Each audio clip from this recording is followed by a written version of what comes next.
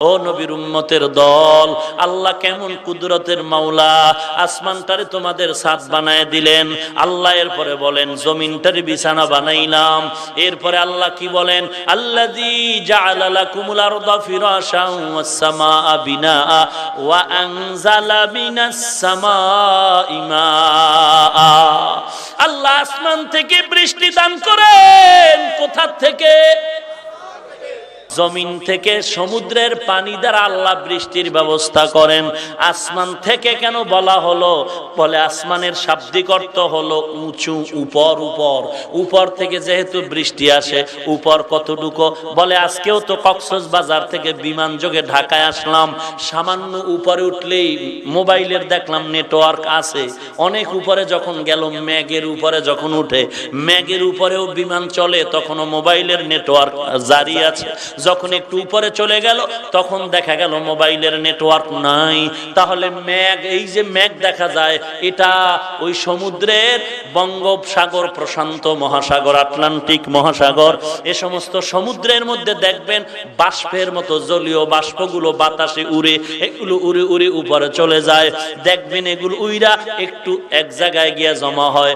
আর এগুলো দেখবেন সব সময় দক্ষিণ থেকে উত্তরের দিকে চাপে, সব সময় দক্ষিণ থেকে উত্তরের দিকে চাপে।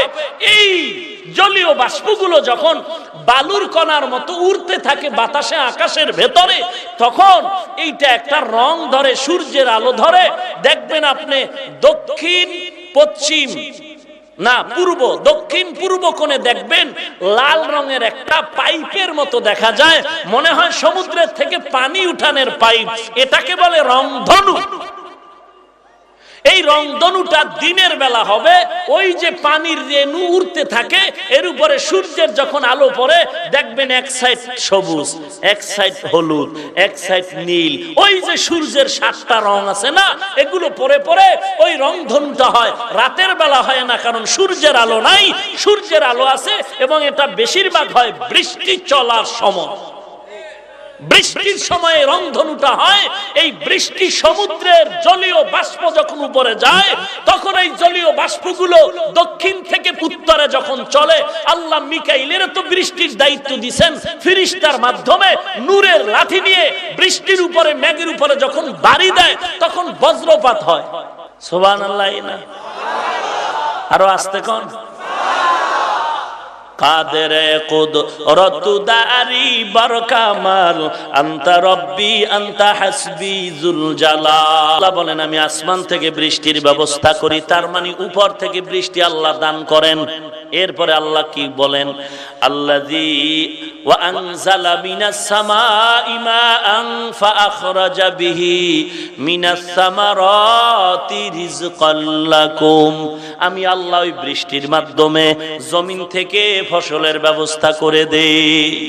এমন সুন্দর ফসল, আমি আল্লাহ তোমার কত রং বেরঙের খানা, তুমি খানা খাবা, ভাত খাবা, তরকারি 3 বেলা খাইলেই তো পেট ভরে যায়।